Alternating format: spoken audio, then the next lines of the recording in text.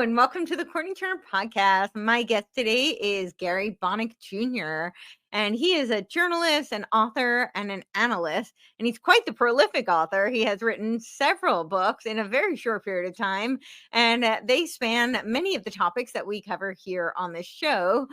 So this is going to be a fantastic discussion. He recently did a couple of videos on strategic communications, cognitive warfare, and this is something we have talked about here before, coming out of NATO. NATO has done several documents on cognitive warfare and is incredibly relevant currently with what's going on with social media, and of course with all the cybernetics that have become so increasingly advanced through the advancement of technology.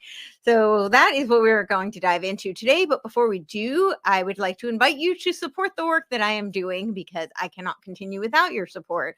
We have many ways that you can support the podcast and support my work, and some of those are free. You can like, share, and subscribe. I know it sounds really silly, but it really does help. It helps to get the word out, and as much as I love research, it does no good if other people don't find that research. So that is a way that you can help spread the word, and that is very helpful to me, and hopefully it's helpful to you. So like, share, subscribe on whatever platform you're on. You can also go over to some of my audio platforms like Apple and Spotify. Leave me a 5-star review and say some kind words if you feel so inclined. And then you can also check some of the links below on whatever platform you are watching or listening. And I will have many affiliates and also just ways that you can directly support the show. And you can also head on over to CourtenayTurner.com, and I spell my name like Courtenay. It is pronounced Courtenay, but I spell it Courtenay. That's CourtenayTurner.com. And I have on my website, you'll see there is an analog option. You can send me snail mail. Some of you have sent me beautiful handwritten letters, which I really greatly appreciate. That has been super fun. And you can send fiscal support there as well. And that is Courtenay Turner at 6041 Rural Plains Circle, Suite 110, number 106, Franklin, Tennessee, 37064. You'll also see a little orange circle with a mug in the middle of it, and that is where you can buy me a coffee, or a few if you are so inclined to do so. I also have a Venmo option, and that is on my website. It's also, you can click the links below, and that is at Courtenay, again spelled like Courtenay, COURTENAY-Turner. And then we have some really great affiliates like the relaxsauna.com. And if you use your promo code COURTZ, COURTZ, you will get $100 off on your far infrared portable sauna. I love my saunas, and I cannot speak highly enough about these. So take advantage of the discount. That is COURTZ, and you'll get your $100 discount. We also have the satellitephonestore.com, and this is where you can get all your communication preparedness and get your own satellite phone for free. You will have to pay for the service, but the phone will be free if you use the promo code COURTZ. That's COURTZ to get your free satellite phone at satellitephonestore.com. And that is a great discount because those phones are quite pricey. But you can get a free phone that will call any other satellite phone, any other landline, any other cell phone. It calls any phone. So you can take care of that at satellitephonestore.com. Discount code is COURTZ. And then we also have the rncstore.com. And this is not Republican National Committee, although that may be on some people's minds since we just had our election here in the United States. But this is the Richardson Nutrition Center, rncstore.com. And this is where you can get all of your Laetrile needs. So all your supplements for B17, so that we can have a world without cancer, which is the book that you can find on the site, written by the legendary G. Edward Griffin. And of course, it was John Richardson's father, Dr. John Richardson, who told G. Edward Griffin all about the wonders of Laetrile, amygdala, B17, and how you can boost your immune system. I take my apricot seeds every single morning, and just 3 of them to start. I recommend you don't do more than that all at once, but you can build up. And if you don't want to if you don't want to eat the raw seeds, some people find them kind of bitter. There's all sorts of other supplements where you can get your B17 needs over at rncstore.com. And then I also want to remind you that we still have the Cognitive Liberty Conference.com, and this is where you can get the replay of the Cognitive Liberty Conference that we did in Nashville. It was a 2-day event, and you can take advantage of the fact that we had our recent wedding, and so we are a little bit behind on our transition of moving this over to another platform, but you can still get the replay. So take advantage of that, and that is at cognitivelibertyconference.com. And this was my attempt to provide people with information that can see the tools to instill cognitive liberty both in the youth and in all of us, because our cognitive liberty, as we are going to be discussing today, is really in grave jeopardy. And personally, I believe that that is the cornerstone of the free will of humanity. And without free will, I do not believe we have humanity 1.0. I think that is their goal, is to bring us to humanity 2.0, as they keep saying. And that is a world without free will, which is not a world I want to live in. Not that all humans always exercise their free will in the best of ways, but I'm still kind of fond of humanity 1.0 with our foibles and all. So check out cognitivelibertyconference.com, and also check out my Substack. I just started this maybe a month ago. I'm losing all track of time these days, but it was pretty recent. And this has all of my podcasts are uploaded to the Substack. And I have started writing some articles, which is what inspired me to start the Substack. And I will be doing some more writing. Lots of people keep asking where my book is. And so I thought maybe I should dust the cobwebs, the writing cobwebs, if you will, with some articles. So we don't have too many on there just yet, but more will be coming. And I do have a few. And one of them is actually related to the topic we're going to discuss today. It's on open communications, which is a form of propaganda. And I go all the way back to World War I with the British War Propaganda Bureau and how they codified some of these tactics. So, well, without further ado, I've gone on for quite some time. So let's bring on our guest today, Gary Bonick Jr. How are you doing today? I'm doing well. Thanks for having me on. Thanks so much for being here. So let's start with a little backstory. I don't know if my audience is super familiar with you. I think they will be after this, obviously. But tell me, you've written several books in a very short period of time. And as I was mentioning in my intro, on topics I'm very, very interested in, that we have, it's been kind of the bulk of my research actually has been a lot of these topics. There's much overlap here. So I'm curious, how did you get interested in the area of cognitive warfare? Really, I would say mind control, information warfare, and what inspired you to go on this journey? So I released these books in a short period of time. It was kind of the accumulation of many years of research, and it was originally supposed to be kind of one giant encyclopedia-sized book. And I talked to a professor, and he said, "Look, you got a lot here. You got to start breaking down this work." And I still have a lot of work backed up, and I'm still going to release. But how I got into it originally, it was supposed to be a follow-up of a screenplay that I wrote about cults. Originally, what got me into cognitive warfare was cults, like Heaven's Gate, Jonestown, etc. And I had already written a screenplay, and I was looking for a follow-up. And then came a political scandal involving a military contractor that had bypassed election laws at the time to deploy these weapons-grade communications tactics to target people with conspiratorial-minded individuals with paranoid ideations towards extremist ideologies. And I thought that was a genius idea, like a weapon, like a cult weapon, that you could essentially mind control people into a cult. And it originally started as me trying to figure out more about it so I can kind of have like a thinly veiled fiction story. And then at some point there was a rift, and it kind of turned into I kind of turned away from that and kind of investigating the scandal and the technology and the communications tactics and its harmful effects on mental health and democracy, particularly. So.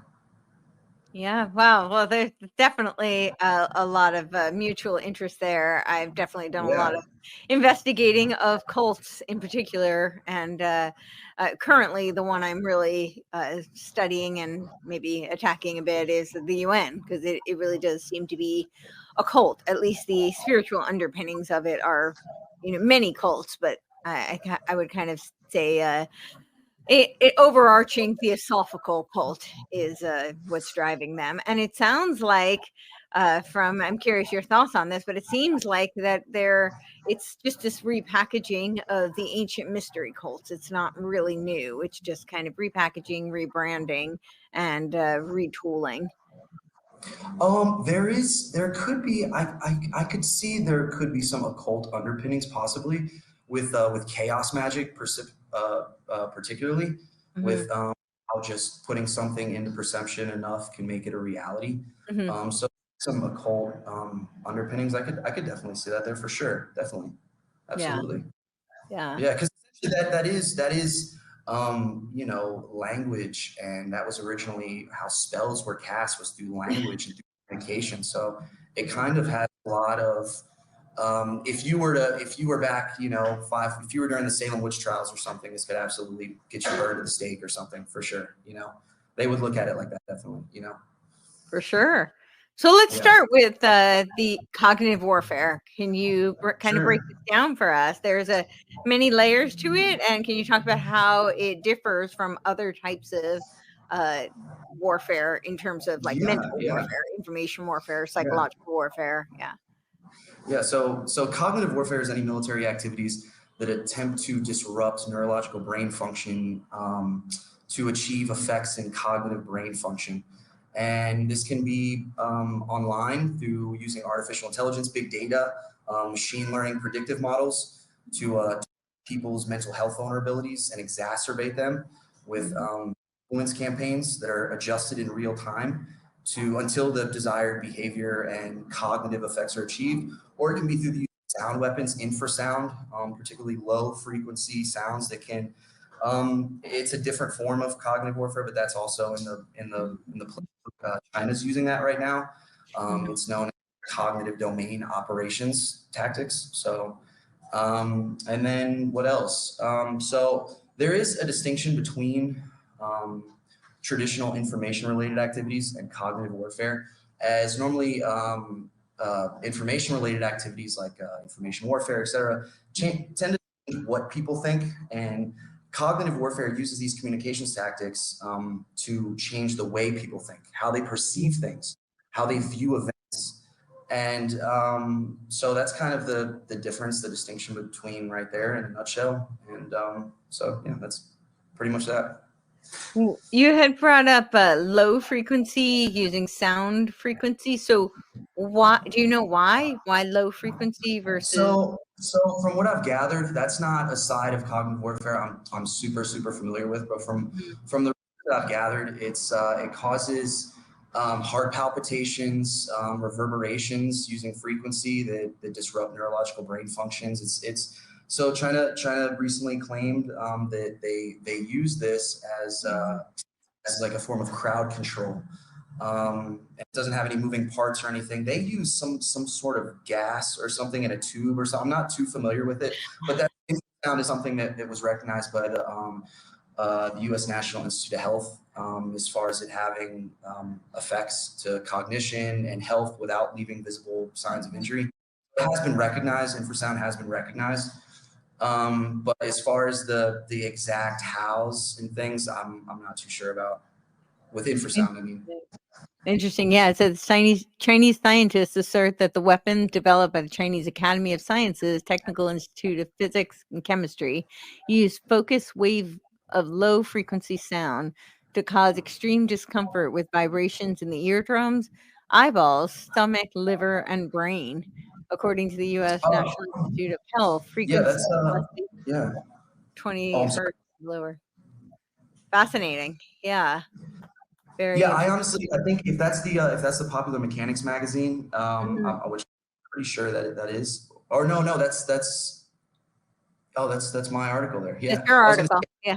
That information, the sources that I cite there is literally the U.S. National Institute of Health and Popular Okay. Mechanics right there. Very And that just touched on it a little bit, but it's kind of one of those things like NATO commander mhm, Stad. mhm. He kind of alludes to this being a part of the directed energy, a directed energy Yeah. form of direct uses low frequency and microwaves in order to do this. Havana syndrome.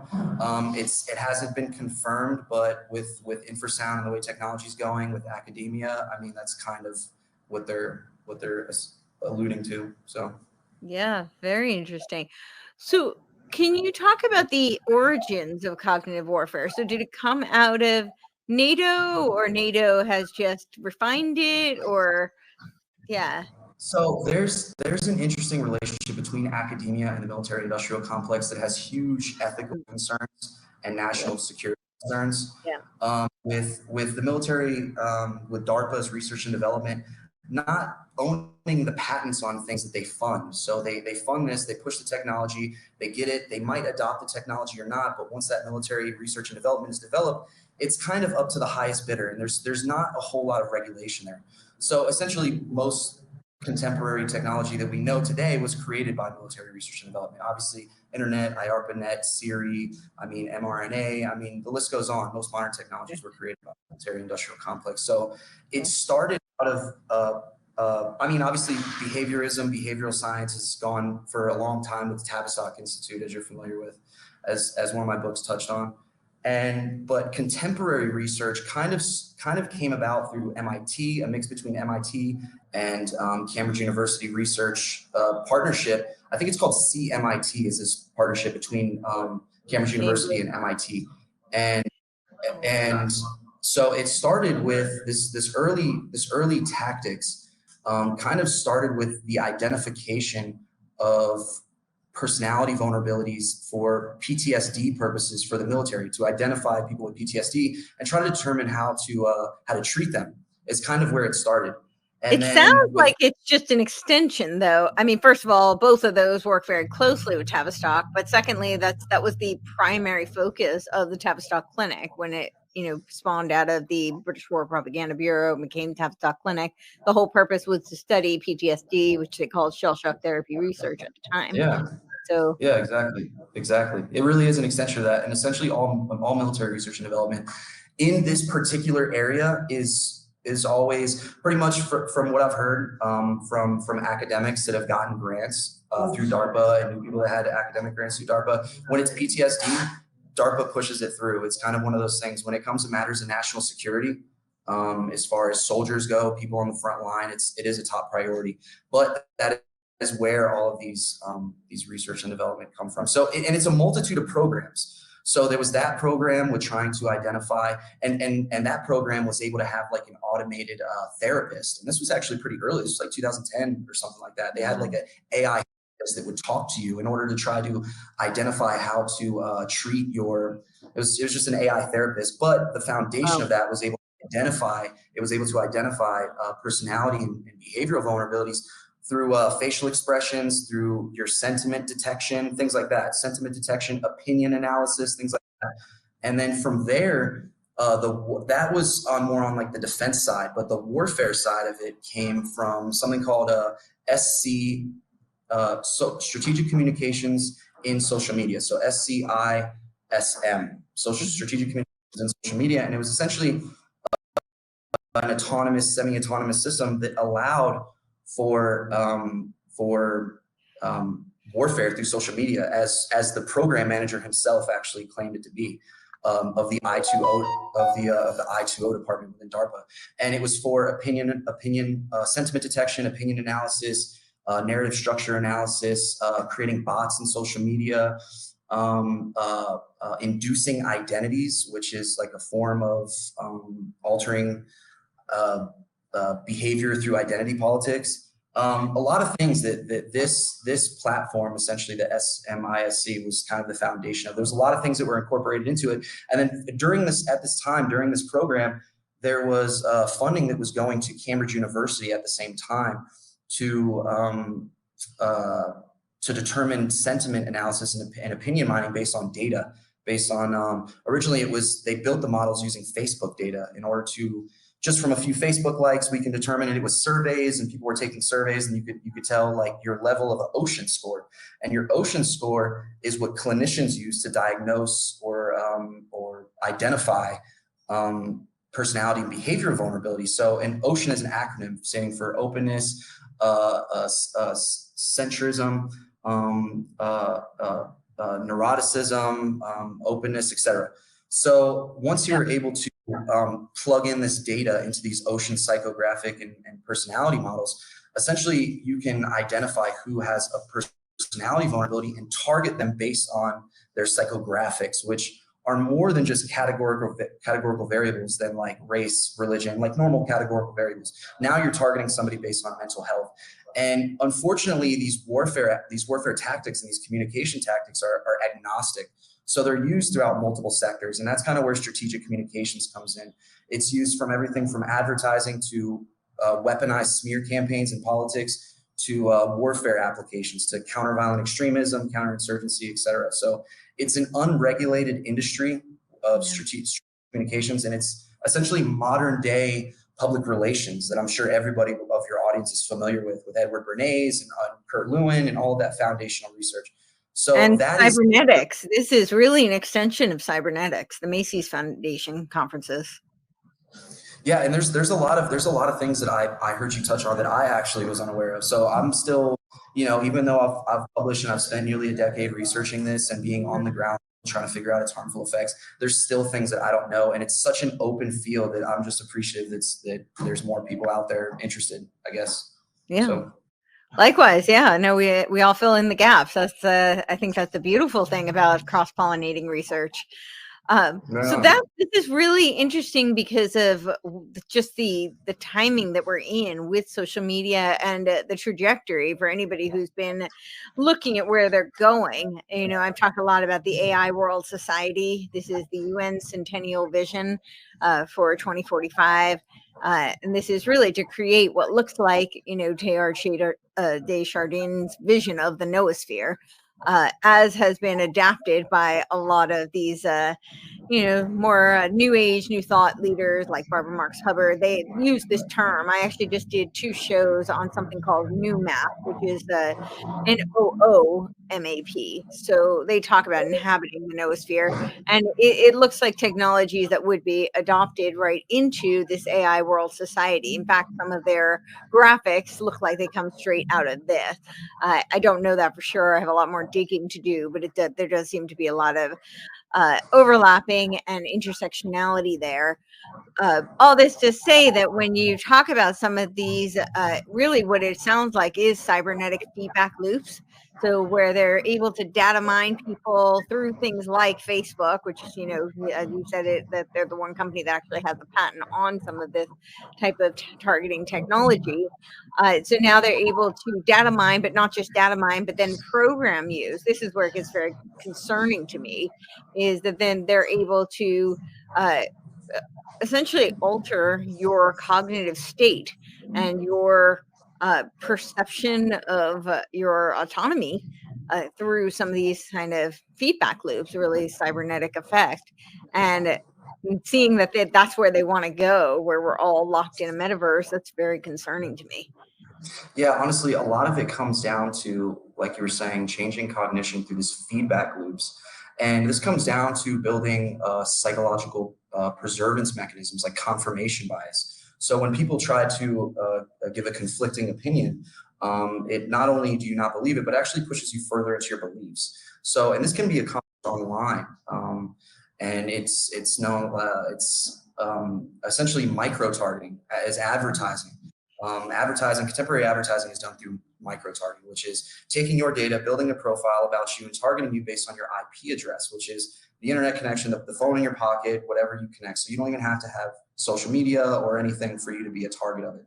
And essentially what happens is if you micro-target, not all advertisement and sponsored material is labeled as sponsored material and advertisements. So what happens is if certain demographics are micro-targeted with specific information, what happens is they're not able to see conflicting ideas. They're not able to see conflicting beliefs. And over time, that trains their algorithms, their suggestive recommender systems, to then continue this micro targeting by default, because and now essentially you're a product of it. You're in these echo chambers, and unfortunately echo chambers breed extremism. They breed radicalization, they breed polarization, they breed negative emotional responses like fear, anger, etc. So an unfortunate side of algorithms, a lot of people chalk it up to, well, we don't know how Google or YouTube uses its algorithms, they won't let us, it's intellectual property. Well, it's starting to become a matter of national security, where they give this capability to those with the highest bidder, and they have no obligation or incentive to let anybody know how this is all happening. So this is all kind of happening as downstream effects of advertising, political and corporate advertising, and it's happening from downstream effects of military counter operations. Because in counter violent extremism, and essentially in counterinsurgency, according to Field Manual 3-24, it calls to separate and isolate populations from one another on the internet. Because obviously, if you have a threat network, you don't want them to recruit the neutral and friendly population. So these tactics call to separate and isolate it. So these tactics have military implications as well. But the unfortunate part is that by protecting the neutral and the friendly population away from recruitment from dangerous narratives, dangerous ideologies, you're essentially creating these perseverance mechanisms, which breeds the same extremism in these echo chambers that people were trying to avoid in the first place. So strategic communications, cognitive warfare has implications in every sector. And I'm glad that you're raising awareness about it. Yeah, thank you. Same to you. I'm really glad that you're raising awareness on this. What are your thoughts on when you bring up like the military industrial complex, which is really who seems to have the strongest hold on this type of technology and the weaponization of it? When you look at that, that's not really typically people think of the military as being our protector and our defenders. But when you look historically, unfortunately, oftentimes they tend to collude with the very people they're claiming they're defending us against. That seems to have been true throughout history. So what do you see as the potential kind of dangers of them having this information, this technology, and how could it be used? Because it seems like, and I think you definitely mentioned it in your videos, I think you mentioned it just now as well, this is not, it's not partisan, it's not necessarily even not necessarily even it's a big claim to make, but it doesn't even look like it's necessarily pro one country. It seems like the military industrial complex has several agendas that might not always be aligned with the people that they're supposedly ostensibly defending, right? There's several agendas, one being profit is a huge agenda, but then there's also kind of a self-sustaining agenda that might be more aligned with a global apparatus than it would be with an individual nation. So what are some of the potential ramifications of that? So that's actually a really, really good question. So with COVID, these same tactics were used because obviously it's a national security threat. If you have a global pandemic and it threatens the health of, let's say, a large majority, and there's no continuity of government, that could be considered a national security issue. So these same mechanisms were used in order to change perceptions of COVID. And that was crisis management. That was NATO strategic communications. I mean, they openly admit all the data they accumulated from it. Now, whether the ethical concerns of this is a completely separate issue aside, for right now, it's just kind of figuring what's going on exactly. And I think that to answer your question, to go back to your question, a large ramification and implication of this is that you have this unregulated industry that is working as an industry tactic of public relations and strategic communications is disinformation. It's already, in building certain narratives that can be dangerous. And that's known, and that's been a big problem for a long time. So the bad part about it is that you have these StratCom companies working for politicians to spread disinformation and build extremism. And then once these politicians get elected, they turn around and they work for the very same government and say, hey, look, we noticed all of these radicals you guys have. we can counter some of this violent extremism. So it's this war economy that's really dangerous, and a lot of military field manuals warn about this. But because the U.S. didn't do anything during the big boom of military contractors during the Middle Eastern wars, there's no way of going back and regulating this industry because they're all over the world now and they work for any takers. And there's big money in political instability. So it's not for no reason that we're seeing all of this right now. And it has a lot of dangerous effects on mental health and democracy, for sure. Yeah, for sure. What do you think there's anything that can be done about it? I mean, to be honest with you, I have come to the conclusion throughout my research and trying to determine the effects of this and trying to determine how people come to their cognitive biases on both sides of the aisle.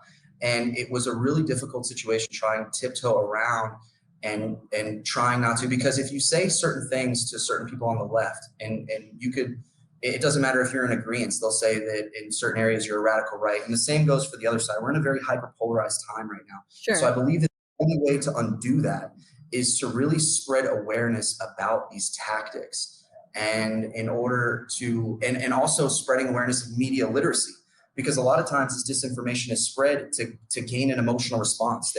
It targets your emotions, your cognitive biases. So the whole point is to get you angry, to get you afraid, to get you to hate each other, essentially, in order to mobilize you to go vote or to mobilize you to go perform an action like donate money or whatever.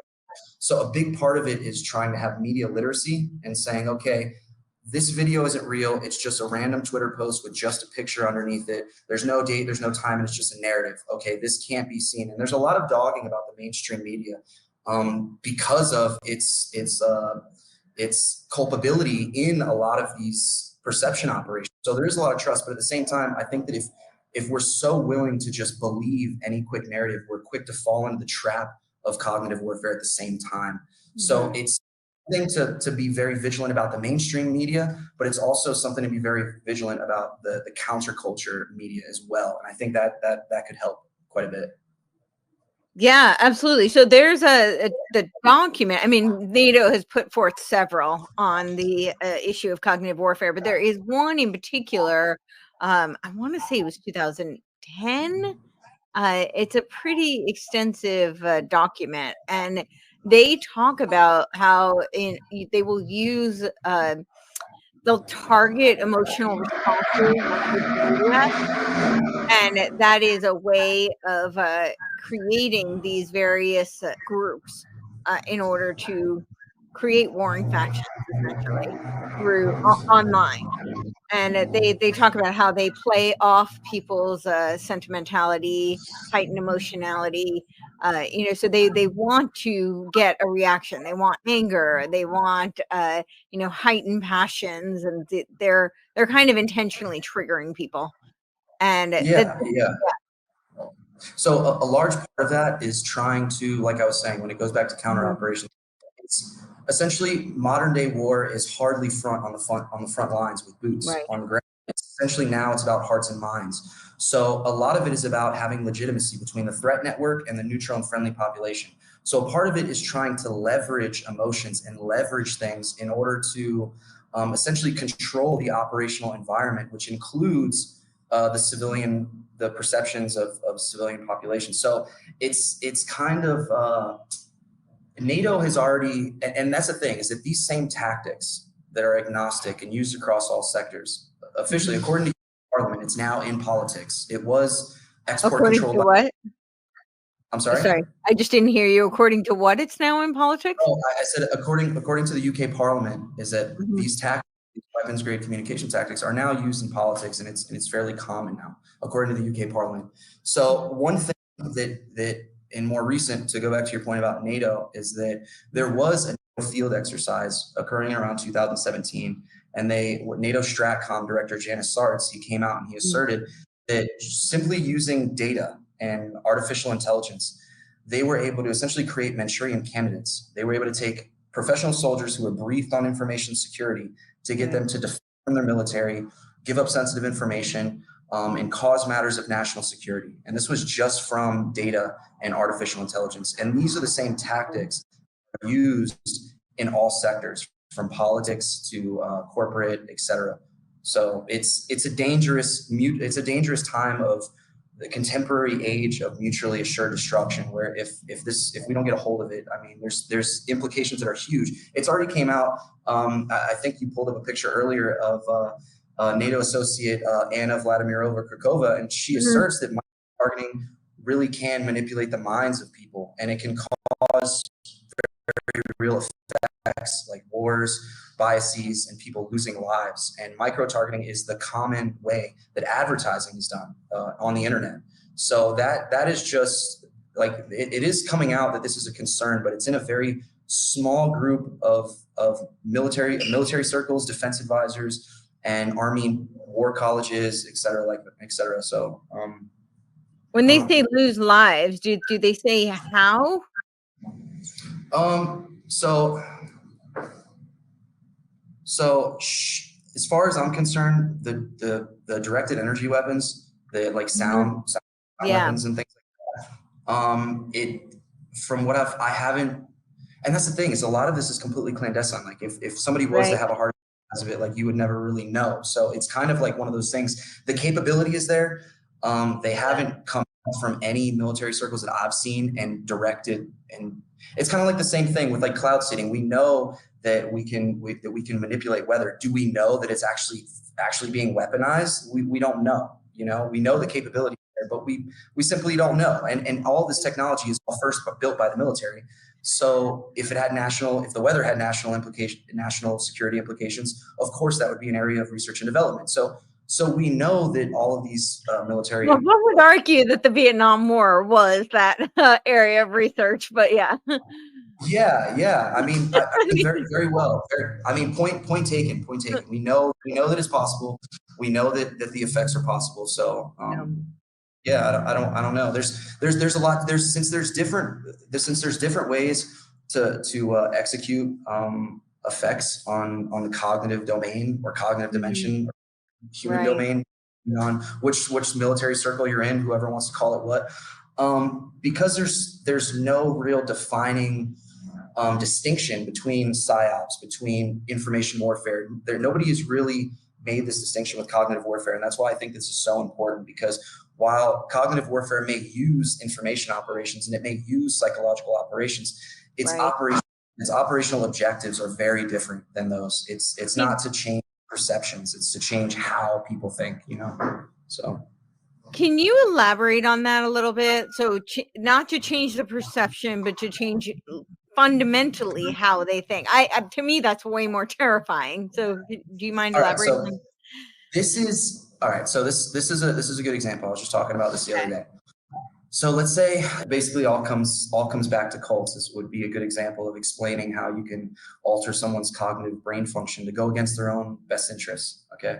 And like I said, these algorithmic tactics using data and AI are essentially weaponized communication tactics, weaponized communication tactics. So to give an example of one of these communication tactics, it's known as attitudinal inoculation. So it's the idea of using information for a conflicting purpose. So let's say you have a cult leader and he has his members. And of course, after he has the early adopters, the people that he brought on board because of fear and anger, etc., pull him away from the cult. So what does the cult leader do? He employs something called attitudinal inoculation. So let's say this cult leader has modeled his entire theology off of him being Christ, or him being Zeus, or him basically modeling it after other biblical figures, basically from the 12 apostles all the way down. Let's say he just did that to followers on board through fear, whatever the case may be. So in order to keep his members' families intact, in order to keep them their cognitive biases towards his narrative, what he does is he uses information for, like I said, for a conflicting purpose. So they're going to come to him and say, Master, my family is saying that your entire theology is based off of Jesus, from the 12 disciples, from all the way down the line. It's based off of Jesus. What the master or the cult leader does is he says, well, how could your family do that? How could your family say that? Obviously, I have no Moses. I never said my name was Jesus. Those are weak counter arguments. So by presenting weak counter arguments, you're actually able to push people further into their confirming beliefs. So they fill in the gap. Is that why? Because they Yeah, they fill in say, the gap. yeah, yeah. Yeah, they say, I never said I was Jesus. Your family's crazy. Why would they think that my entire theology is based off of Jesus? They took a weak counter argument, and obviously he modeled himself off of Jesus or Zeus or whoever. So by presenting weak arguments, the cult members say, actually, you know what? You're right. How dare my family say that? And it pushes them further into the cult. Does that make sense? Yeah. So it's using group identity, using identity politics, using attitudinal inoculation, using echo chambers in order to change what people believe, because there's something called a backfire effect. So essentially, when people have confirmation bias or they've been attitudinally inoculated, I guess you could say, what happens is that the simple act of trying to pull them away from their perceptions actually pushes them further into their ideations. So if somebody's in an echo chamber and they're not exposed ever to conflicting information, like never are they exposed, and the only time they're exposed to conflicting information is through weak counter arguments, like stupid counter arguments that can easily be refuted. You know what I mean? If that's the only time that they're ever exposed to conflicting information, essentially it's going to create this backfire effect every time they're presented with conflicting information. So these echo chambers just push people further and further and further and further into the beliefs. And that's the cognitive warfare side, if that makes sense. No, that makes perfect sense. I mean, and it also is very reflective of what we see on social media. You know, everybody's siloed. The algorithm kind of putting you into, you know, further echo chamber, and echo chambers. That's what it looks like. Yeah. Siloed. Yeah. You know, there's also where people get. I feel like there's siloing, and then there's also a lot of like triggering. So maybe you're in your echo chamber, and then they try and kind of bait you with people who have completely radically opposing views. Yeah, that's kind of like on the cognitive warfare side, on the attitudinal inoculation side, is a lot of people will bait people into extremist views. So on top of doing things to get you to buy something for a corporation, or a part of getting you to vote for somebody or donate to your favorite cause, and military counter operations to countervail extremism, you also have the military operations that look to cause chaos and cause disorder. Sometimes you'll have bots on social media just arguing with each other, just simply arguing with each other, just to try to get people in. And they're arguing with each other with weak counter arguments on both sides, just trying to bait people to come in and say, no, because of this. And really what that does is it baits people further into their delusions. It baits people into these extremist ideologies and to overreact with political violence, with all sorts of, so there's multiple levels to try to manipulate somebody, if that makes sense. No, it definitely makes sense. And it's in line with that article that I read, the cognitive warfare. I'm trying to find it. It's on I think you have to go to the Wayback Machine, but I'm only finding the picture, not the full article. But apparently it was 2020, and it was, it says Francois de Cluzel is who authored it. And it was a NATO document, and it was 2020, which is interesting. I'm gonna have to go back and actually check that out. I really would like to see it. And for all your audience watching this too, everybody donate to the Wayback Machine, because I got a lot of my research and things from things that just got wiped off the internet and could not be found again. That's it. You really gotta support the internet library, everybody, by the way. So just keep He's that in amazing. mind. He found it. Yes, I agree with you. Support the Wayback Machine. Donate to it. They are trying to scrub it. I find it's very interesting, the times where it seems to be down. But this is the document, and they really talk about how they target emotions, right? Cyber psychology, behavioral economy. Yeah, this is a really interesting document. Cognitive warfare, participatory I have propaganda. seen that. I have read that. I have read that before. Yes, absolutely. That is a really good. It covers a good broad outline of cognitive warfare. It's a good beginner article to really jump into and kind of get your feet wet on it. I did read that article, definitely. Yeah. Well, I think particularly the way that they describe how they use social media, how they target people, and the targeting of emotions, how they weaponize people's emotions. I thought that was really fascinating. Yeah. And that does The go into whole idea is they call it General Paul Grosset called it hacking the OODA loop. And the OODA loop is observe, orient, observe, orient, decide, and act. So it's changing how you first you position yourself in the world, how you orient yourself in this world, what you observe, changing the way that you observe things based on this orientation, and then how you decide to basically your next course of action, and then that ultimately leads to behavior. So if you hack those three levels, the OODA loop, essentially it can lead to change in behavior. That's why there's OODA, kind of there's UDA, or how do you spell that? it's OODA loop. OODA, Oh, the OODA loop, got it. Okay. OODA. And that is essentially because there is kind of a disconnect. A lot of people say, well, a lot of these behavioral science, you might be able to change perception, you might be able to change information, what somebody sees in their everyday life, but how are you going to change how they actually see that? And that's kind of like a four part, I guess, step, you would say. It's not like exact. I mean, if anything, something called target audience analysis is really what it is, but that is kind of like essentially you use target audience analysis to kind of hack the OODA loop, I guess you would say. So Huh. Wow. That's fascinating and terrifying. But okay, risks, vulnerable threat, consequence, and countermeasures. Interesting. So this is what's the fog of more. OODA loop patching. I can't see this act. Okay, interesting. Well, what dueling UDAs? Wow. So this is really interesting because this is kind of like mapping out, if you think about in warfare, threat intelligence, many loops, father in space, earlier in time, the bad guys loop is also an opportunity, then attack, defend. So what's very interesting to me is that we have kind of like traditional battlegrounds, right? And you have intelligence operations where they map out the battleground and how to defeat the enemy. And here, that space is really the cognitive space. So it's exactly. almost people talk about fifth generation warfare, but this is like a very uh, advanced aspect of that. I would almost call this sixth generation because fifth Yeah. generation does I feel like fifth generation, they make it sound like it's something new, but fifth generation is really just, to me, it's like a stronger focus on the psychological warfare component, which has really been Mhm. around, I would argue, since the inception of war, since the Yeah, inception of any kind of competition. The only difference has been the advance of the technology and the way that they can use technology in psychological warfare.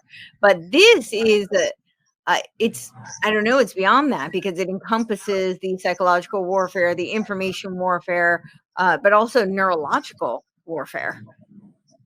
And it's yeah, really yeah, mapping out the brain and how the brain physiologically, but also in terms of how do humans perceive information and what is their psychological preservation coping mechanisms, and how can yeah. we And it's weaponize that?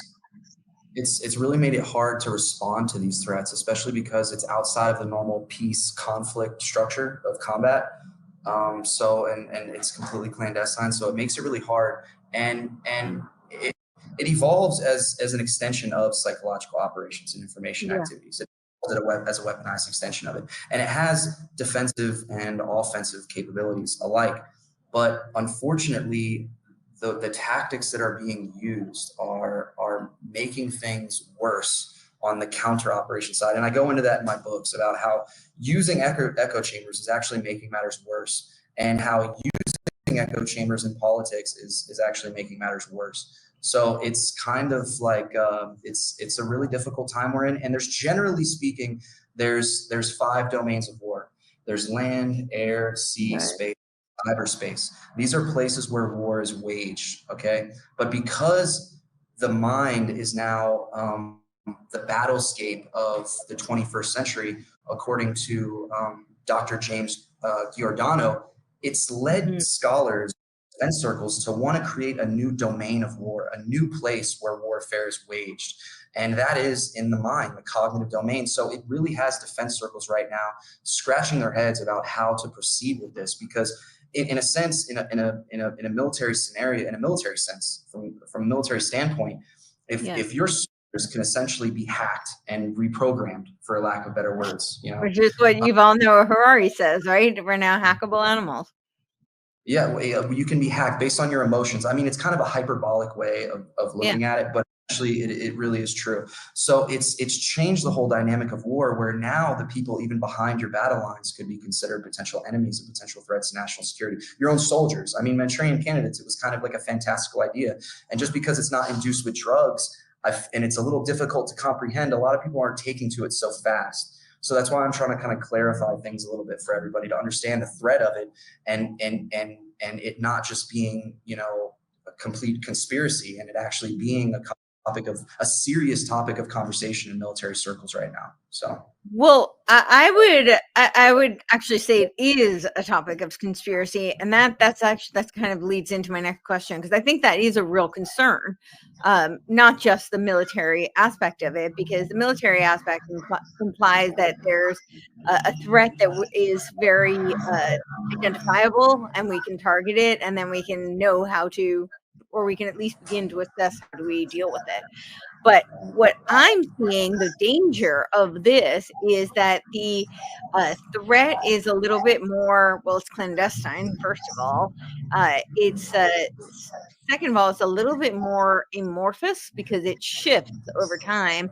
And if we look at the history of, which this seems to come out of the history of behavior modification and social engineering, then we don't have a real strong means of targeting these social engineers. And those social engineers, this supersedes the political power. This supersedes the various conflicts, even geopolitically, that may be, at current. Because Yeah, yeah, oftentimes those conflicts are being seeded by social engineers for greater purposes. That's yeah. I oligarchical will. purposes. Yeah. Yeah, and to add to your point, I will say this, is that one thing that people have to keep in mind is that generally people that have financial backing, or people that get into politics, essentially they accumulate their constituents, and essentially constituents don't want to be around anybody that they feel like they can't have their agenda passed through. I mean, this is just politics 101, so people have to realize that even the people that they consider social engineers are still the target for this, to make them radical. Let's say somebody has had a seat of power for 20, 30 years. The idea of strategic communicators and the idea of people waging cognitive warfare is to target, to influence the influencers as well. So there's multiple levels when we say they, or we say social engineers. It's many levels to it, and it's for many reasons, from geopolitical objectives to monetary incentives to a bunch of different things. So even the social engineers are victim to this. So let's say there's social engineers listening right now. I want you to understand that everybody is a target for this. And it's like the atom bomb. When the atom bomb first came around, it was affected everybody, not just one side of the ideological aisle. We risked blowing up the entire world. And that's kind of where we're at right now. So, Oh, that's very disconcerting. Well, yeah, I know. yes, I know. it is. But then you also have to wonder, but who has the most access to it, and who has the most power over it? So arguably, they would be the strongest drivers. Yeah, I mean, that I feel like we'll leave that topic for another day. We'll come back and we'll touch on that, because that is a whole other topic of conversation all in itself. That gets down a whole other rabbit hole. So we'll come back on that one. Who actually holds the reins, and how did it get into the public, and how far did it get into the public, and where's it at right now? All of that is a completely separate. We'll get into that another time. Cliffhanger. Okay. We'll leave a cliffhanger for other people. Okay. Yeah. Well, I would like to discuss that, because I think it's very, very relevant. And I think it's very concerning. When you look at throughout history, there have been people who are the drivers of social engineering, and it does look like, at least in the more modern times, it's in the hands of, not to say that there's not transitions of power to some degree, but it does look like it's kind of in the same sphere. And we outlined some of it. The extension of what we're dealing with here comes straight out of a lot of things that were being developed in the early 19th century. So I think that's very relevant, because I don't think we can. I would honestly, to your point, I would honestly say that a lot of this lies in the privatized influence industry, and it goes by many names, but it's kind of like those are the who's, if you're in charge of perception, you're in charge of the bewildered herd. If you can get the masses in one direction or the other, that's very if you hold the influence, like your, I guess if there was any social engineers, they would be the people that can change the cognitive biases of people. So the first step is the first level is really just the influence industry, strategic communications, modern day public relations. And essentially strategic communications has an intrinsic value system. So I don't want everybody thinking like strategic communications, it's all bad, it's so terrible, like they're the boogeyman, they're the guy at the very top. Right. Because communications has an intrinsic value system. So and that's the only thing that separates it from cognitive warfare, is that strategic communication says we're doing this for the better. It's very statist in nature. It's very top down. We're doing this for your own good kind of thing. That's the reason why we're altering. So the ethical concerns of it is very, I mean, they call out coercion. Strategic communication calls out coercion as the elephant in the room. But to give it, there is a, but it's the same thing with eugenics. I mean, eugenics had an ideological, and it was all for the best of everybody, and it had the best intentions, but we saw how destructive eugenics was. And it's the same thing that we're seeing with strategic communications. Essentially, it's manipulating the hearts and minds rather than the heredity, I guess, if that makes sense.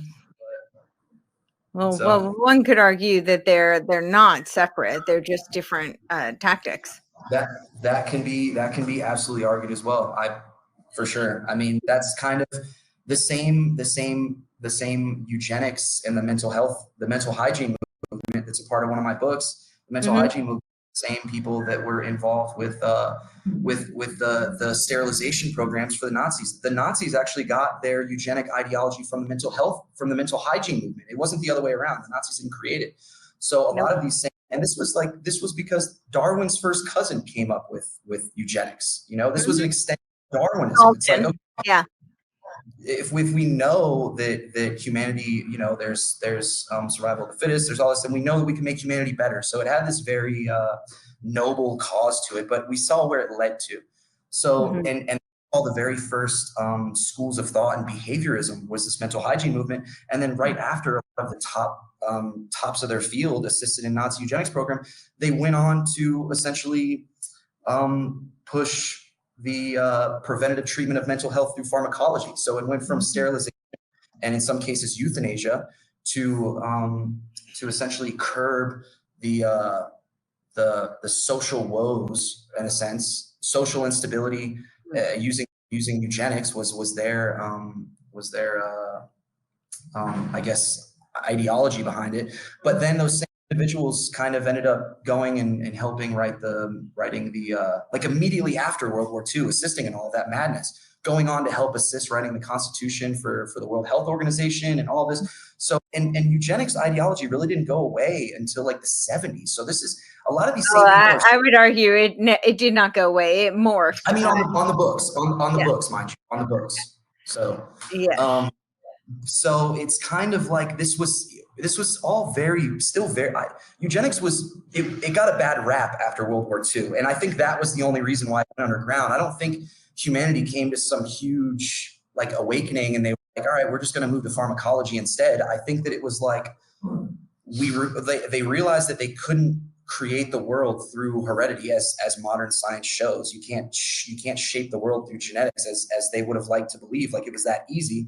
So I think the focus of this school of thought went towards behaviorism and essentially controlling the masses for its own good through metrics of mental health, if that makes sense, Yeah. So hygiene seems to be a code word for eugenics back then. There were all these various hygiene groups, but yeah. And a lot of those people weren't held accountable, and there were political action groups that came out and exposed a lot of these, like the same people that came up with Mental Health Day was founded by the World Institute of Mental Health. I probably got that completely wrong. But the same people that came up with Mental Health Day, that organization that was in there with UNESCO and the United early on were founded by Nazis, these people that were involved in these dangerous programs. So if they weren't held accountable, it's kind of hard to say that this went anywhere, because it was, where did it end and where did the other one where it began? Those lines are blurred. So it can be argued, by the way, to your point, that it never went anywhere. So. Yeah, I definitely don't think it went anywhere. I think it did morph. Now we're seeing it more in a spiritualistic capacity. We're seeing them talk about, spiritual evolution, and to weed out those who don't consciously evolve. And but it's still spawned out of the same. I mean, even the Nazis were, very immersed in kind of a theosophical, Ariosophy. So they're all intertwined. I think they just rebrand, so they use different names, and the tenets slightly morph, right? They have slightly different focuses. It's kind of like the new thought is basically theosophy, but rebranded with a stronger focus on mentalism, which is the first principle of Hermeticism. So. Yeah. And a lot of these guys that are at the top of their field in science, they tend to kind of, and it's like we brought up earlier, the problem with academics right now with military research and development. It's kind of like ambiguous. There's no real rules to the road. It's kind of the same way back then. I mean, you had all of these top guys that were eugenics, which was everybody at the top of their field were all eugenics, and they kind of just jumped across battle lines. I mean, we know paperclip, we know all these, like we just mentioned, all guys working on all these dangerous Nazi programs that went on to promote mental health after the war, through pharmacology. So like these guys, psychiatry by war, right? Yeah, it's kind of, yeah. I mean, yeah, and war is a racket. I mean, Smedley Butler, Yep. like, you got Michael on the screen. Michael on the screen. He contributed his fair share to these military operations other than war, as they're called, or mutoir. So he definitely contributed a lot to all that. And he was a military asset, right? So I just think that's all the lack of transparency is very problematic. When all of these are coming out of the military, then they're clandestine, and we don't really know exactly where they're being used, how they're being used, or what the telos behind it is. Yeah. So and unfortunately, a lot of part of that comes from plausible deniability. Private military contractors can do all the dirty work that the CIA used to do back in the day. Iran Contra and all this and that. Private military contractors, they don't have congressional oversight because of intellectual property. So it's kind of crossed a lot of like ethical concerns there. And like I said, for the most part, could have been regulated. It wasn't regulated. And now, I mean, you look back in Afghanistan, private military contractors fought about 70% of the Afghanistan war. And mind you, a lot of them were cooks and mechanics and things like that, with only about 20% of them actually being like militias or defense contractors, things like that. But it's still kind of like, this is the reason for all of this. We have technology funded by the military in all sectors affecting people's cognition completely under the surface, with nobody realizing how it's done, what's happening. But military circles are saying, look, we can essentially brainwash people into wars. We can brainwash people into killing each other and brainwash people into, so it's kind of like all this stuff kind of has to eventually bubble to the surface. So I don't know. I mean, the cognitive conferences, everybody shout out to the cognitive conferences. You guys got to go to Courtenay Turner's page and donate so we can get some more, definitely. So we can do more minds. We need some more bright minds out there. So we do, and it's not just the bright minds. We need to have cognitive liberty. I mean, that title was picked very intentionally. It's about people having the freedom to be able to have ownership over their cognition, the architecture of their cognitive landscape. So with these different types, so we've outlined kind of the strategic communications, which I think are one of the most insidious, in my opinion, because because they can be implemented so gradually, so covertly, and so that's it's really, you can't defeat an enemy you don't know exists. So I think those are one of the most dangerous to me.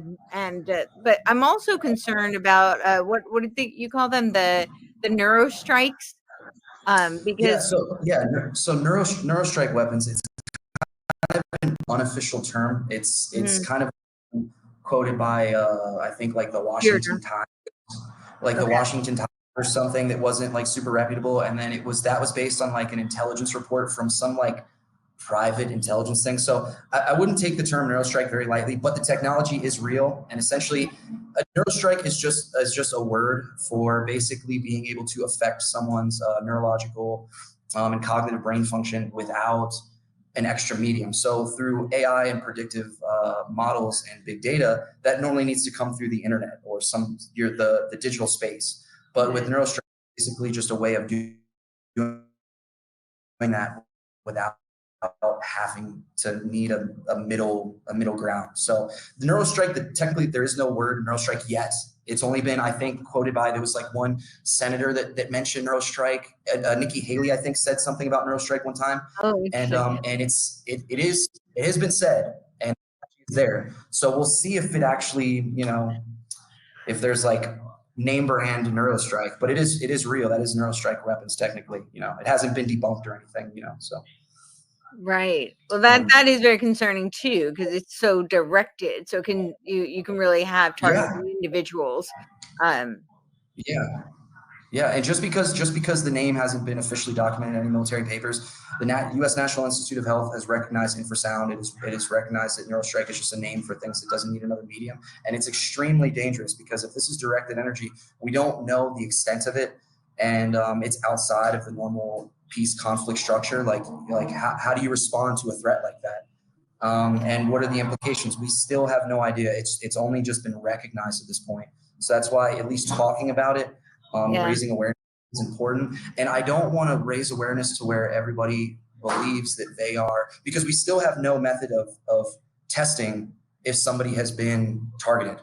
So people that say that they have been targeted, because of headaches, because of ear reverberations, things like that, there's still no way of knowing. Not saying that it doesn't exist, because it does, absolutely, the technology does exist, and that's one more reason that we need oversight on all of this. Like, what does this mean? What does strategic communications mean? What is, you know what I mean? So Right. it's the problematic part that it's, I don't know. What's also really problematic is because this is really like uh, this is kind of the penultimate public-private partnership operations, right? So it's you do have the military industrial complex who may be developing a lot of these technologies and the strategies behind how to utilize them, but then you have these independent private contractors who are Exactly. working with them. And obviously their motive is financial incentive. So Yeah. that Yeah. becomes, I think, ethically very concerning. Yeah. Because these are developed at the academic level. While for the most part, DARPA contracts out, I guess you could say, it's research. That's, people get contracts for that research, and once that research is established, they own that, and they could sell that. Even though the U.S. military funded it, they could sell it to American adversaries and Western adversaries. So They can that sell it is to American what? they can sell Adversaries. it to Is that what American you adversaries, yeah, because they own the patents. The academics that create this technology, that take this U.S. research and development, it just gives the U.S. government first dibs on it to where they can use it. And sometimes they make it to where nobody else can use it. And that decision process should be what should be classified technology and what shouldn't be, needs oversight, because there's some things that are very dangerous, like cognitive warfare tactics and weaponry and software that was completely made open source through the DARPA's I2O programs. It was through the Open Government Project. I believe it was through the Open Government Project, where they literally, the I2O program, just put all of the source code online and let everybody take software from the SCISM program. There was multiple other programs that were just essentially given away. The source code was given away. It's all open source. And there's a big debate between open source software, because a lot of people say, well, we want our technology to be open source. That way there's no 0-day vulnerabilities. That way no American adversary can say, oh man, I know this vulnerability. nobody else recognized it, and then you can cause a matter of national security. We kind of want it to be open source because we want everyday people to improve upon it. But then at the same time, when it is open source, it turns around and it gives these capabilities to American adversaries. So there's a huge, whether things should be open source, closed source in the academic community regarding these weapons and this weapons research, that it's all stuff between the regulations in the academic side with military research and development and regulation in the influence industry. U.S. Congress is 15 years at least behind even getting regulations in this industry. So it's pretty tough.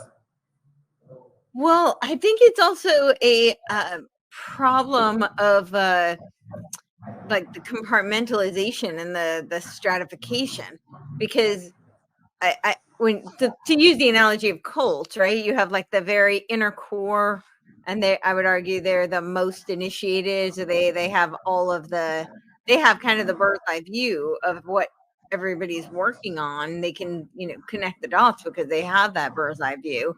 And then you have people on the outer rungs, and you have kind of like these circles that this is how the term like round tables, right? Literally comes out of the concept. And so you've got, but the people who are working on these isolated offshoots are very myopically seeped. So they may be experts in what they're doing, but they have no idea how it could be connected to some other operation. And that, yeah. So when you talk about like Congress being 15 years behind, they're also they're on a kind of need to know basis with this sort of thing.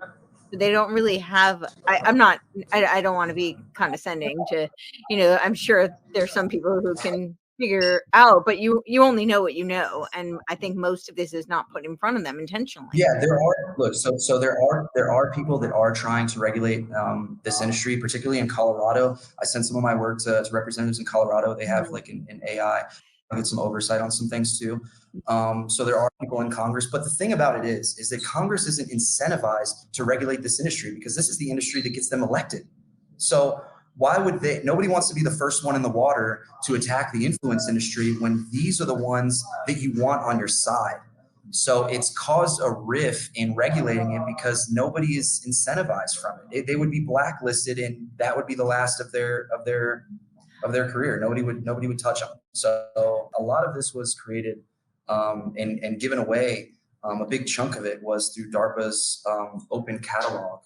And the open catalog is through the DARPA's ITO program. And this is where they cataloged online for anybody to go on there and download open source software, and a myriad of things revolving around cyber warfare. The ITO department doesn't specifically focus on cyber warfare, but that is a large majority of the work. And a lot of these have cyber warfare applications. So, and this was a part of the Open Government Project. And Open Government Project essentially wanted to have transparency in order to get some of the brightest minds on board in order to improve upon everything, because everything's open source, everything's open.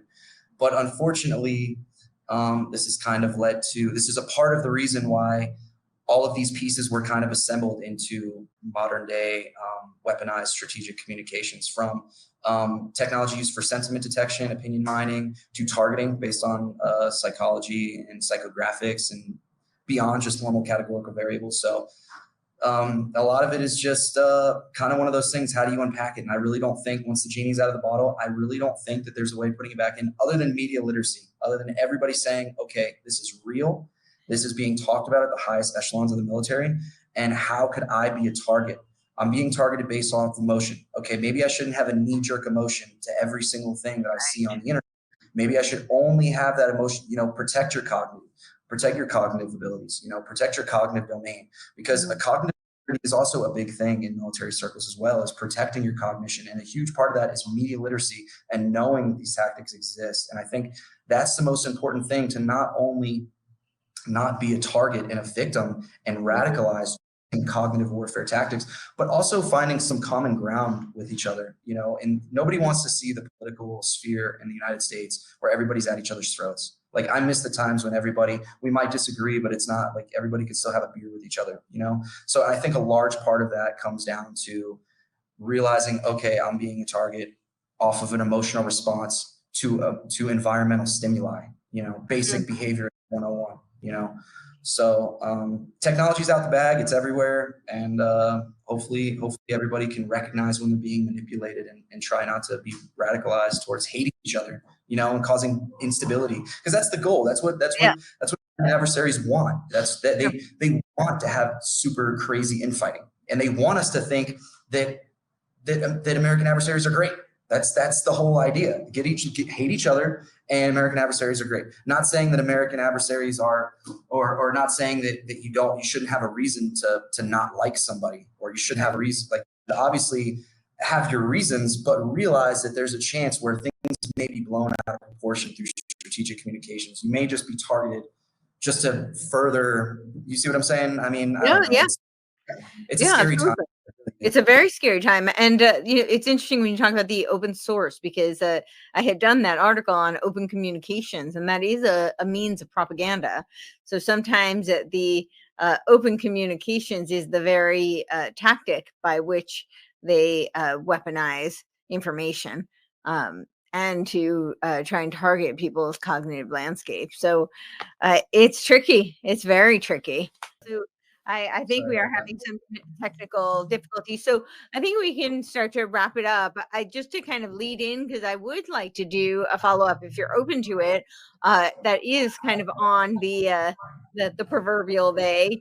And just to lead into that, maybe we can close out with this. I just thought it was very interesting that there were two recent videos you did. One was kind of on the Smith Month Acts, the repealing of that, and then the other one, which basically, for those who are not familiar, this was in 2013. The modernization of the Smith-Mundt Act was where prior to that, propaganda could only be targeted externally, at foreign entities, and this made it so that propaganda could now be weaponized against the American people.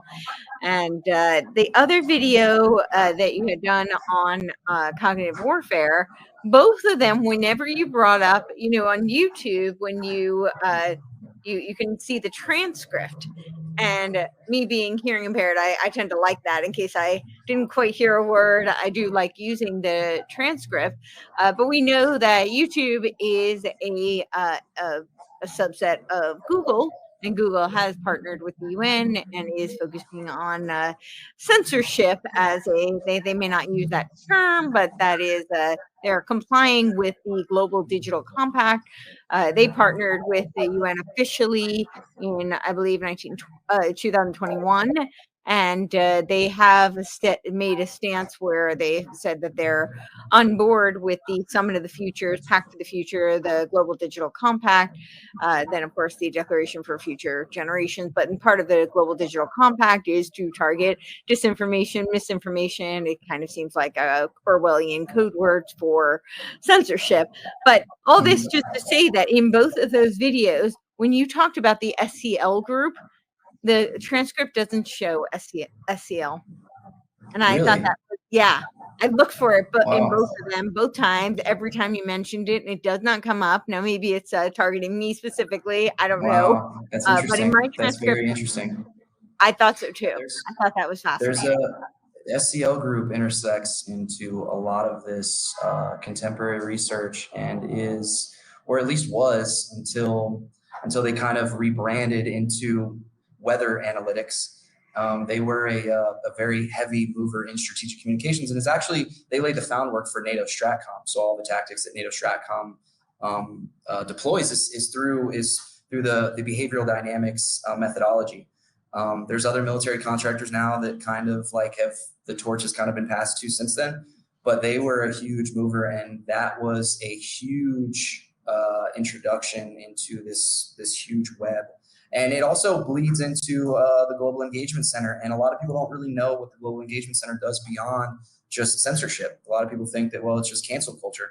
But cancel culture is a strategy in order to corral people into echo chambers. It's a way of engineering, social network engineering. Yep. I don't mean social media engineering, but there's something called social network analysis, SNA. And what cancel culture helps is for social network engineering, not just the analysis, but the execution. So, and it does it through a myriad of ways.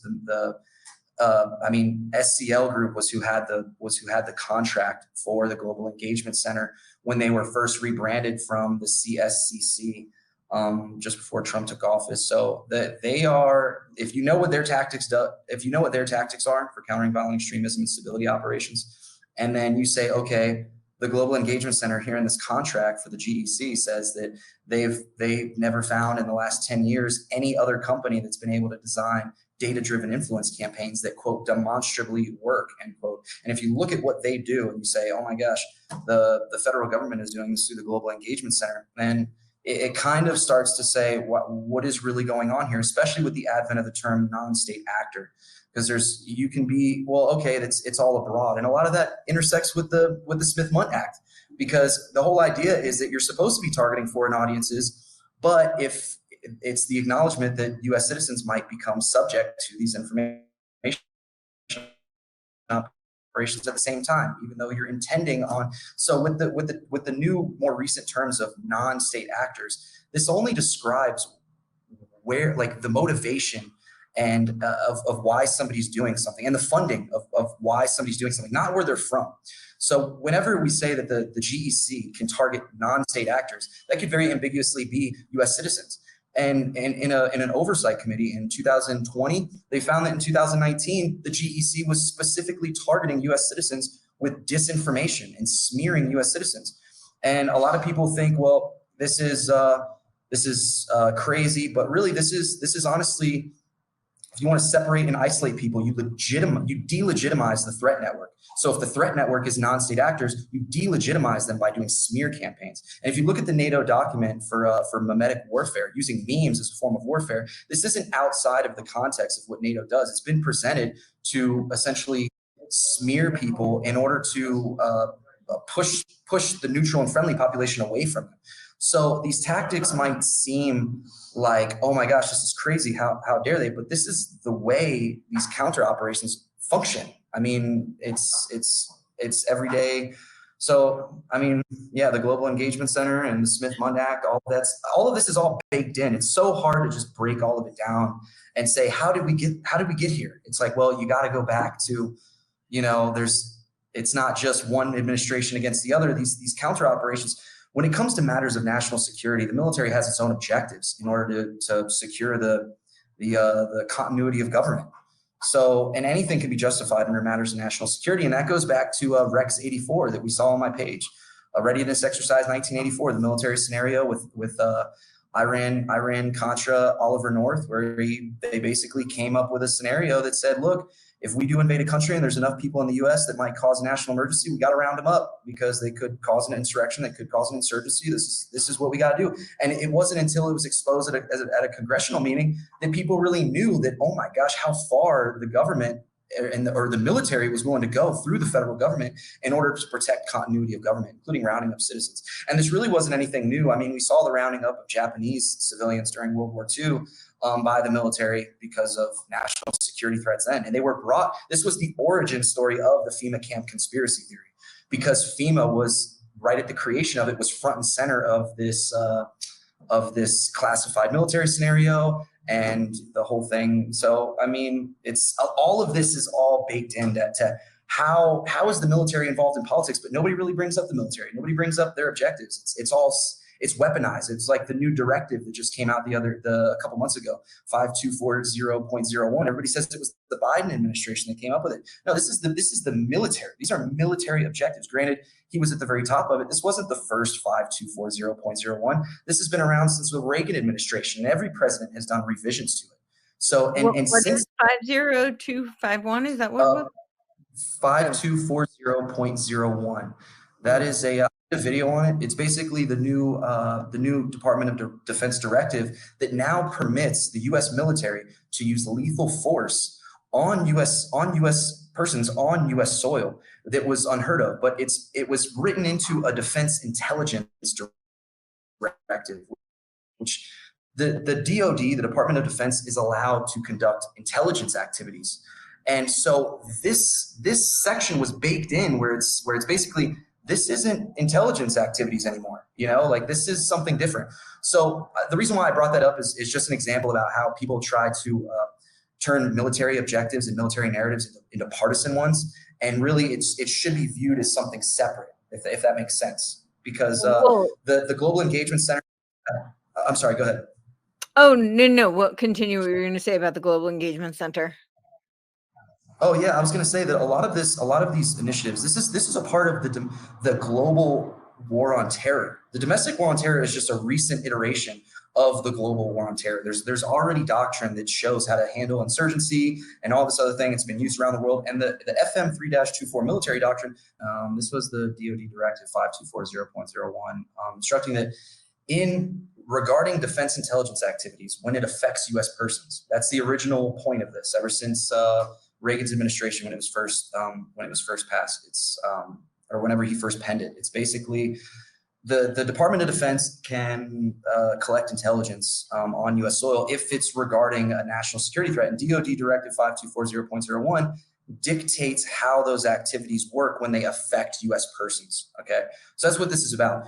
But this most recent iteration said that when it's involving defense intelligence activities, it can also now, like you can see, they can respond with assets with potential for lethality or any situation in which reasonably foreseeable that providing the requested assistance may involve in the use of force that is likely to result in a lethal force, including death or serious bodily injury. And this can be requested by the Secretary of Defense, or this could also be deployed if these activities are, I think it's reasonably foreseeable. I think there's a quote somewhere. It says reasonably foreseeable or something like that. So basically, this is unprecedented. It's the very first time it's ever happened. And keep in mind, a lot of people say, well, it doesn't specifically says this directive is about defense intelligence gathering when it affects U.S. persons. This is the only revision where the name changes to assisting law enforcement agencies and other civil authorities. So this is specifically regarding U.S. persons on U.S. soil. And it's very frightening. But this push is a part of the greater global war on terror. And it's a very bipartisan thing. I mean, the United Nations is involved in this with the definition of terrorism not even really fully being agreed on at every level, because there's no account for state terrorism. What happens if a state commits terrorism against its own people? There's no accountability for that either. So this global war on terror has just recently come home to roost, I guess you could say, with domestic violent extremism and all the political instability. There comes a point when there would be so much political instability in the United States where it would cause a national emergency. And in those scenarios, completely different rules apply. Like it's the Constitution. Whenever you have a national emergency, the Constitution's out the window. According to Rex 84, this would include appointing military personnel at local and state authorities. Like democratic process is out the window, Constitution's out the window. So the whole idea that clamping down, like obviously we should clamp down on like terrorism, like that only makes sense. But when it's not handled at the state and local level and there's federal interference and it turns into a national emergency, the implications are the whole left-right stuff is out the window. The whole the Democrats this, the Republicans that, all that stuff is out the window. And that's something that people got to understand. So that document's important too, I guess. So. Sure. Well, that's, I mean, when you say that it's not a partisan issue, there, I understand what you mean by that, but there's also who's determining what the terrorist is, who's determining what the threat is, and is there not do we have concerns about that usurpation of power coming from something or someone or some ideology that could be a threat? That's actually a really good question. So a lot of this comes from who makes these terms, who makes these determinations. Like these are military terms. The term insurrection is a military term. The term coup is a military term. Like who makes these distinctions? So when there's a congressional report about an insurrection, the military was involved in that. You can't have a military term and it not be. So the military is intricately involved in all of this. But who makes these determinations? First, it's the military, but also it's the think tanks that you're aware of. You got the Heritage Foundation. They were the first people to really push and establish this domestic war on terror. And then you have the Brookings Institute. The Brookings Institute and the Heritage Institute, they're the ones that are really pushing this. And behind this, you have a lot of these Silicon Valley neo-reactionary libertarians that really benefit from all of this conflict and essentially kind of fund both parties. So when we see a lot of this conflict, it's kind of wondering, well, how much of this intersection is from the military-industrial complex?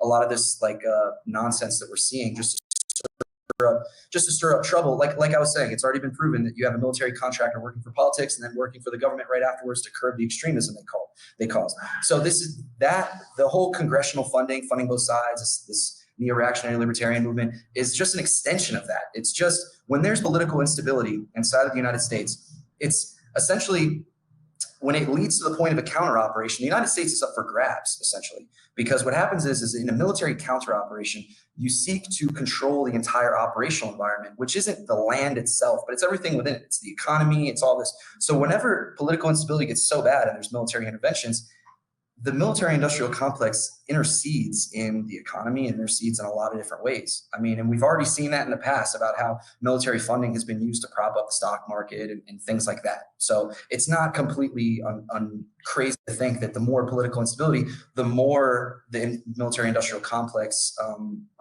the more influence they have over the United States as a whole. So I think that that's kind of a little bit of what we're seeing. But I mean, I don't know. Yeah, no, absolutely. That what was popped up on the screen was Peter Thiel's Prospera, which is his, he's advertising them as kind of freedom cities, but it is really, it's all based on blockchain, Bitcoin, and it's under the auspices of being very libertarian, Galt-esque. His subsidiary company is called Vitalia, and that's where they were saying, come to the city where death is optional. Come build a new city to make death optional. So it's a very transhuman type of agenda, but it's all couched in a very libertarian kind of veneer. I see a lot of that, very much so. And when you bring up these, think tanks like the Heritage Foundation, the Brookings Institute, Hoover, I actually didn't know until recently. You had brought it up in one of your videos that it was the Heritage that seeded that notion of the modernization of the Smith-Mundt Act. And of course, the Heritage Foundation is part of the Mont Pelerin Society, which comes out of the Walter Lippmann consortium groups. And there we are again. We're right back to British war propaganda Tavistock. So, but yeah, it's funny. It's actually that you brought up Peter Thiel in that too, because he was actually one of the Peter Thiel employees were at SCL offices, and SCL Group's employees were at Palantir offices working on the software also. So he's deeply embedded. And it's funny that it says that these cities are going to be powered by Bitcoin, and this is through Peter Thiel. Because I watched this not a presentation, I guess it was a meeting at the Richard Nixon Foundation, where Peter Thiel's sitting next to Mike Pompeo, and Peter Thiel's going on about how Bitcoin is a national security threat because China is using it to bypass sanction, and we got to crank down on Bitcoin. And then it was like 2 months later, he's a Bitcoin maxi. I mean, the guy's like knee deep in crypto. He gave the seed money for Ethereum, the guy that made Ethereum. Yeah, so he's all about Bitcoin. He's all about Ethereum. And then he goes 2 months after saying this at the Richard Nixon Foundation, or 3 months after saying this, or just after saying this, he holds up a $100 bill at a Bitcoin convention, holds up a $100 bill and says it's no better than toilet paper. So you have this guy that's going in defense circles saying Bitcoin's such a problem, we need to regulate it, and then going and saying we need more people into Bitcoin, the US dollar is trash. So this is just one example of how these people essentially kind of play both fields for conflict, I guess. I mean, it's Hegelian dialectical tactics. That's essentially what it is. And of course, the whole purpose of that is I call the Hegelian dialectical spiral a Gnostic Jacob's ladder. So the whole point is to, use the Alphaben on the rungs to ascend towards the omega point, which is really the state is the all powerful, omnipotent, all controlling, so equaling God essentially. And there's many flavors of this, but it seems to be the common thread with all of these players. Yeah. So. And to your point, one thing that people don't realize is that when there's so much political instability, the surveillance state, as everybody calls it, that's when it turns into a military state. Is when the surveillance state turns into a military state, that's because of political instability. So everybody keep that in mind when we're all at each other's throats. That are we sure we're ready to go down this hole? You know, Exactly. And another interesting thing about Peter Thiel too, by the way, just while we're on the subject, he actually sued the U.S. Army with the lawyers of SpaceX. I don't know if you knew that or not, because there was a contract to start to analyze all of the Army's data. And basically, the Army was already working on their own program, but a part of the solicitation said that if anybody has better technology, that we'll give them the contract. Well, the Army was passive aggressively forced to. This is a whole other story, but they were passive aggressively forced to create the contract, and then they closed the contract before they decided on Palantir. And Peter Thiel actually sued the U.S. Army using the lawyers of SpaceX, and they actually won. And now they're the ones that handle the data analytics for the U.S. Army. And not even that, but this is like, I have a list somewhere that has all of the agencies and everything whose analytics that Palantir handles. And one interesting thing that I found out about this on my investigation into all these analytics and these military contractors in domestic analytics is that Palantir actually considers they'll give you back your raw data. The raw data is yours. They don't keep the raw data. But once it becomes analyzed, it becomes intellectual property of Palantir. And this is according to an NYPD litigation between Palantir and the NYPD, because the NYPD wanted their data analytics back, and they gave them back the raw data, and they said, no, we're not going to give you back the analyzed data. That's our intellectual property. So that just goes to show what this means about all of the data analytics that gets analyzed by this company at every level. Wow. Yeah, Wow. there's that lawsuit. There's that lawsuit, and then there's the other lawsuit with the New York Police Department that really exposed the NYPD, because a lot of people didn't know that they were analyzing license plates to determine who was more likely to commit crime, and that nobody knew that the NYPD was doing all of this until this scandal broke out, and the NYPD was trying to get their analyzed data back. And the people were like, what do you mean you were doing all of this? Like, it caused a huge flurry, but the biggest takeaway was that they own that analyzed data as intellectual property. And so that's serious, because we know what can be done with data. This entire interview and this entire thing, we know what can be done with it. And it's deeper than that. Peter Thiel has alleged connections to American adversaries. There was a guy named Aleksander, and Aleksander was a Russian national that was basically funding the Cal exit movement, and he was funding the Texit movement, trying to get California to secede and trying to get Texas to secede. So he was funding both sides. And before, there was this kid, God bless his heart, there was this kid that was doing an interview about Cal exit, and he was trying to figure out, like, what happened? You guys, the Cal exit was so strong, and then you guys, this was before Donald Trump, and then you guys opened an embassy in Russia, a California embassy, like with an American adversary. Come to find out, this documentary does an interview with this Aleksander once it was revealed that Aleksander there's like a secessionist convention, I guess, in Russia that they have for all of these places that want to secede around the world. They give them a convention. Well, come to find out, this guy actually was funding the secession movement in California and Texas. And this documentary guy does an interview with him, like trying to put all these pieces together. And he said, no, everything was above water. Americans were just overreacting. This is before Trump. Americans just overreacting. We were still kind of on cool levels, not cool levels. Like, they were still encroaching on Ukraine, and you had the Crimea thing, whatever. But basically, Aleksander came out and said, no, I have a lot of business connections in the U.S. Like Peter Thiel, he names Peter Thiel. He drops Peter Thiel's name. And then it was like 3 weeks later, or like it was like in the middle of this documentary, this Russian national got indicted, federally indicted. So then this documentary guy goes back and says, hey, look, a couple of weeks ago, you told me that you were like, everything was above water, and you're a businessman with, business associate of Peter Thiel's. What about now? Like, you just got indicted. What's going on? And the Russian guy, he's like, look, I don't want to get anybody in trouble. It's still an open investigation, and kind of left it at that. So it is still an allegation, but the guy wasn't federally indicted at the time. He didn't have any real reason to lie other than try to prop himself up, the obvious reasons. But that's an interesting, not too many people saw that documentary. I was just researching about Cal exit and Texit at the time, and I came across it and downloaded it before it's not there anymore. So interesting connection there. Yeah. That's very, very interesting. Wow. Yeah. Yeah.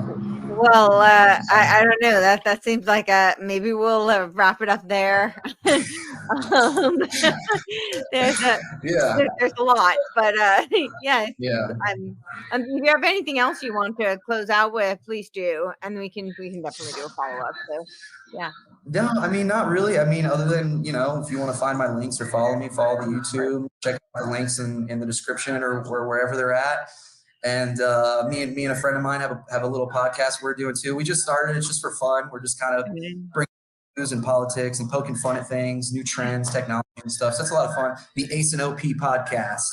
So you can check that out. If it's not into my link tree now, I'll put it in there. But that's pretty much it. Follow me everywhere that you podcast. Follow me everywhere that you get your books and whatever. So thanks for having me again. I appreciate it. Yeah, thank you so much. Thank you for doing this, and thank you for all the work that you're doing, and thank you all for watching and listening. Yeah, of course. All right, take it easy. You too.